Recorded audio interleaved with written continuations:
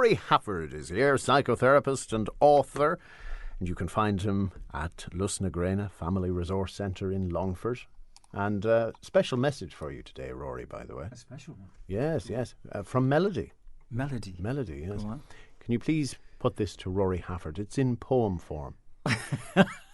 There is a man on the radio once a month. He makes my pulse race and my heart do a pound. He delivers his wisdom en masse with his sensual voice and his cheeky laugh. I don't see his face or his beautiful smile. So unchain me from my radio and another monthly wait.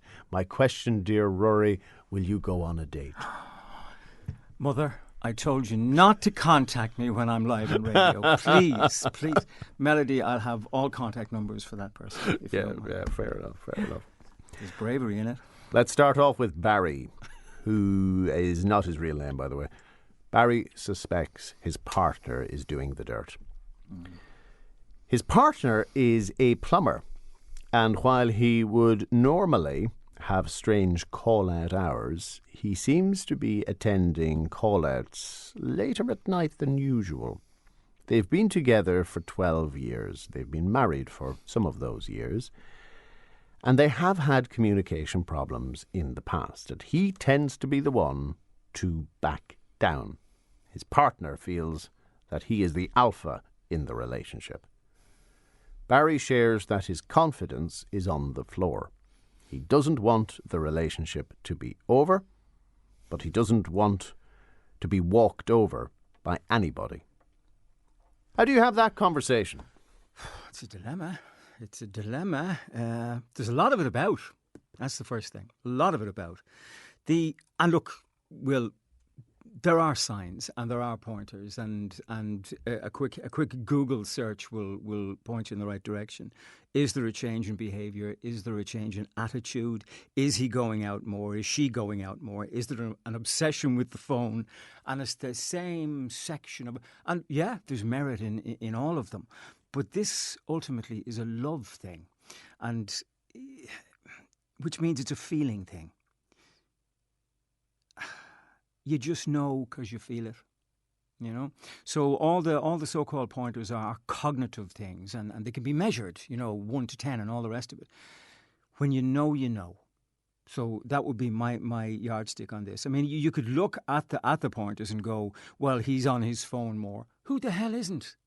That's indicative of nothing at all.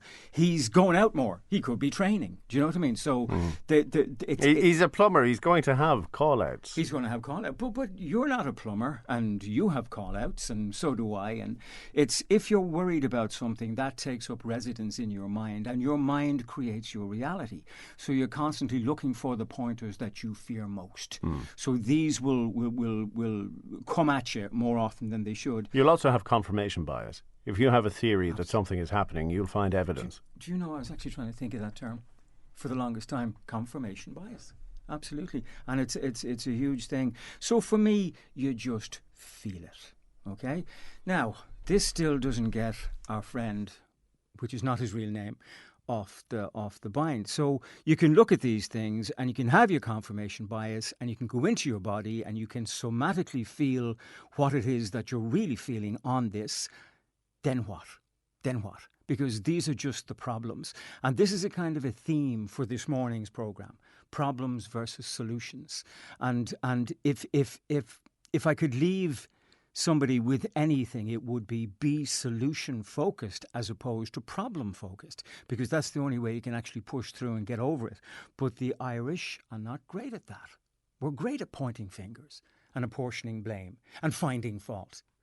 Switch on the 6 o'clock news tonight on RTE for confirmation of that. And it leaves us nowhere. So what can he do?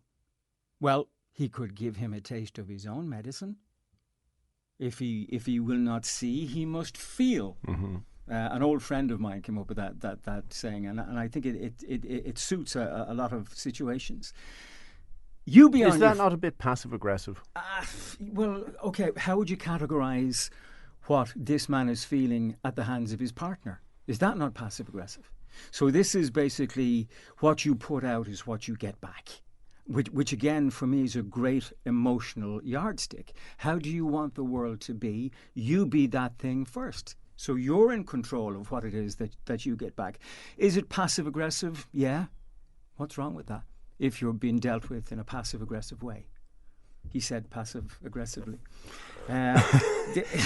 Is he? So, okay, there is a reference to this partner viewing himself as the alpha male in the relationship, and that does imply a certain amount of either authority being exerted or an attitude, call it what you will. But if Barry is fearful of being walked over, does he not sooner or later have to stand up for himself assertively? Absolutely. When I hear alpha male, I hear bully. And the evidence based on the little text that we have, there would be suggestions of that happening. But you can only be bullied if you allow yourself to be bullied, if you empower somebody else to be that thing. So of course you can stand up for yourself. Absolutely. The thing with this is, if we love somebody, we hitch our star to them, which means that we are now vulnerable. So if something untoward happens, our vulnerability will show through. Is there something that he can do against this alpha male? Yeah, try being the alpha male. So see how he feels with it. But you can reverse the roles with this if you so desire. The other thing, maybe there's a bit of fear as well that if he plays this game, the other guy won't care. Absolutely, yeah. No, and you're spot on. You are spot on. The big fear in all of this is the reality. Okay, the reality of what this man may find. His worst fears may come true on this. And that's the fear. And that's what holds people in this kind of repeating pattern. Oh, I must, I should, I can't. And around we go again. But you know what? The way I see it is, if this person doesn't want to be with you, it's gone already. It's dead already. And you're flogging a dead horse for how many years in the future, because you're not equipped enough emotionally to deal with the reality. But again, reality is in the mind. Your mind creates your reality, irrespective of the circumstances. Irrespective. So there was a time that this man did not have this other person in his life. So what can we take from that? We can take that he found a way to exist with and in himself. So that means he has the capacity to do that again. Will this hurt? Yeah. But it will hurt a lot less than if he continues to stick with it and it eventually turns out to be what he feared. So for me, I know it's a bit belt and braces, but you gotta face up to it. I'd love to have an outsider's view on that, because sometimes it's the alpha trying to be an alpha who isn't really the alpha at all. You know, it's a bit like the terrier. The terrier is the happiest dog of all. And the big German shepherd will just sit there looking at him. Absolutely, yeah. But if you stick a term on it, Will, this is how you see yourself. So this is how you feel you are in the world, and will act accordingly. Barry sees himself as subservient to the other man. Indeed. Let's move on to Sarah in Athlone, who really struggles with conflict, she says, and she is a manager in a company, and there are major issues with two women on staff who used to be friends and then had a falling out. And this falling out is spilling over into the office. She tends to close the door and pretend all of this isn't happening, and as a result, bystander colleagues are now complaining. How can she handle this? It is her worst nightmare, she says. Yeah, let's start there. It's her worst nightmare. No, it isn't. It's not even close to your worst nightmare. My worst nightmare might be waking up some morning and finding a lump. Now, that's a nightmare. Do you know what I mean? So you need to put stuff in context, first off. This is classic catastrophizing of a situation. Okay? So come back and face up to the nuts and bolts of it, the black and whiteness of it. You need to take... She's protecting the problem. That's the first thing that I would be drawn to. She sees a problem and she's now protecting the problem instead of solving the problem. And it's back to what we said in the first texter. If you are solution focused, you have a way to move forward on it. If you read through the words in that text, there is a stuckness there. And she's going around and around. And it's in cognitive behavior therapy, it's called washing machine thinking. So you're looking at the same dirty problems go round and round and round again, and it's ruminating on them instead of coming up with something that could help to solve it. That's what she needs to do. Now, this has nothing to do with bravery or subservience or anything like that. This is very black and white bullet points. Well, she's two exposures as I see it. The longer the conflict goes on, the harder it will be to resolve. The more she ignores it, the more she undermines herself as a manager in the eyes of her subordinates. Absolutely. Ignoring it will not work. Okay? Off on a wee tangent, because it's relevant to this. You just know me in one guise, but I also teach martial arts. And one of the martial arts that we do is akin to Oriental sword fighting. So it's with samurai swords. And for the longest time, I was trying to figure out how something so ancient could have relevance in our world today. So I was reading around the subject, and it hit me. What does the samurai do? Or what did they do? If there was a problem in front of them, they went straight for it, without fear or favour. But they were willing, in their case, to die. In our case, in the modern world, you're willing to accept what it is that comes back. But it still means that you're heading straight into it instead of avoidance, instead of closing the door, instead of catastrophizing, just go straight forward for this. And the only reason I brought that up in this thing is because this text is ready-made for that. The more she closes the door, the worse the problem will be, as you have pointed out. For me, I would get them into a room, the two guys, and I would make them sit there until they come up, firstly, that they will resolve their problem because it's not hers, it's theirs. And secondly, that they come up with a ton of solutions as to what they are going to do, what they want, how to make this better. But remove it from being her problem. I've forgotten her name again. Sarah. Yeah, this is not Sarah's problem. The other thing is empowerment. Now, empowerment, you can look at somebody. Like, I can look at you, and I don't know you that well, but I know enough not to mess with you. Now, you don't go around shouting and screaming, but there's an energy from you, an in-chargeness about you. Now, how do you get that? If we had a pie chart, just 7% would go to the words we use. 7%. That means 93% goes to what I see and what I hear. Because that's how we really communicate with people. And it's non-verbal. So get Sarah to read up on that, to study that, and then to apply it, because it works in a very, very powerful way. You know yourself, dealing with people across the desk all the time. There's some people you don't mess with. You're not sure why, you just know it instinctively. And that's where the whole body language thing comes from. Think Roy Keane. Well, a man of few words whose tone and body language expresses that don't mess with me vibe. But do you know where that comes from with Roy Keane? It's a full-bodied belief in himself and in his abilities. But the thing that copper fastens it for me mostly with Roy Keane is that he doesn't need anybody to affirm him, because he is intimately familiar with both his strengths, and they were many, and his weaknesses. And he embraced the weaknesses as part of him. And the other thing is, he's a gazillionaire, so he can pretty much say what he wants to say. But you're right.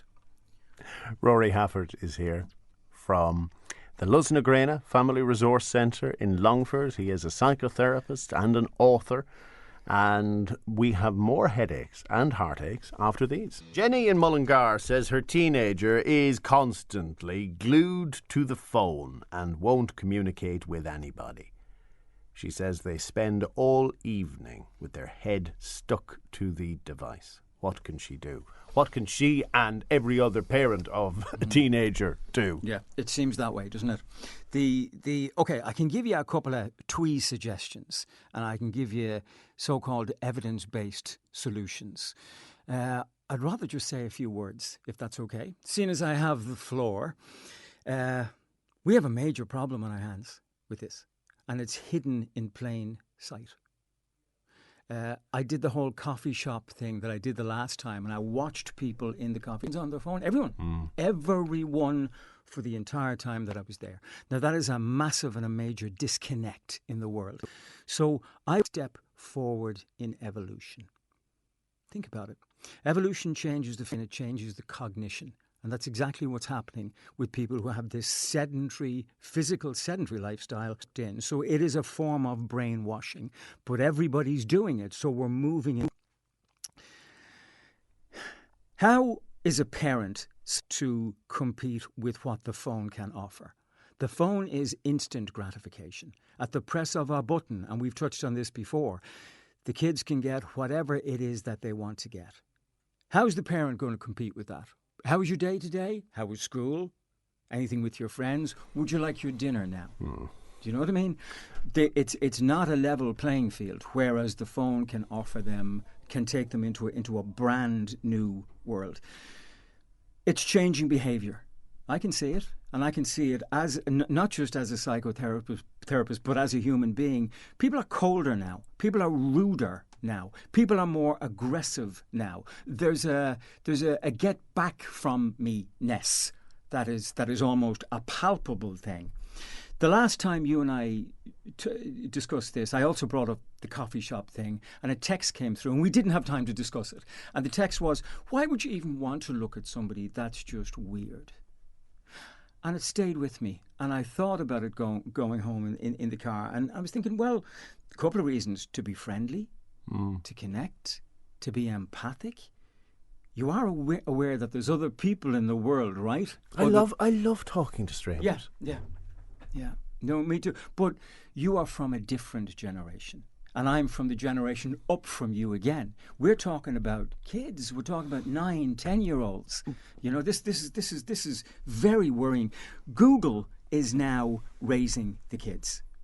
But when you say it's evolution, so evolution has in this case been interfered with by technology, or maybe progressed by technology. Yes. Call it what you will. Yeah.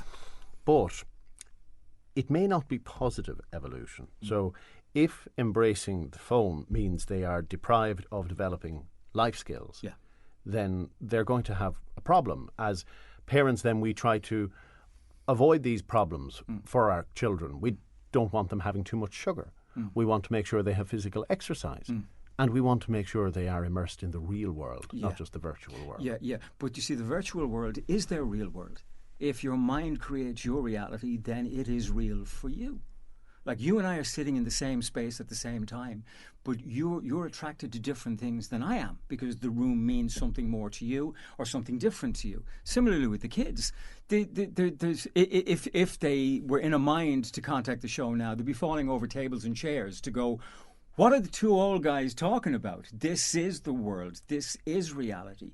But evolutionary processes can be hugely violent at some time. Ask the dinosaurs, for God's sakes. So there were literally, the world was changed in an instant, in a blink. Now, this is a slower thing. And you and I can go, yeah, but, and this, just, if there's a problem and we can't fully understand it, follow the money. And there's your answer. So there is huge monies to be made for the online world, or the two-dimensional world that kids are living in now. Children, teenagers are different to the guys that I experienced as I was growing up. Therefore, that is an evolutionary step forward or backwards, depending on your opinion. I'm looking at it in the clinic almost every week, and I find it increasingly more difficult to connect with younger people, because they are used just to looking at their phones and looking at things and seeing a picture. I am little more than a picture to them, because that's what they've trained their mind to to be used to. So what does Neve do? Or Jenny, excuse me, what does Jenny do? Well, firstly, how do you fight this? You fight this by exposing it. You fight this by having conversations on it. You fight this by highlighting the difficulties and the dangers that are inherent in it. That's the first thing, as opposed to saying, "I'm sure all their friends are on it. All the kids in school have one. How can I leave little Johnny out?" Simple. Leave him out. You know? But if little Johnny, if his reward centre has become accustomed to all of that dopamine in his brain because he's stimulated on his device, and suddenly you take that away cold turkey, what's going to happen? You find new ways to increase neurotransmitters in the brain. How? That's the challenge.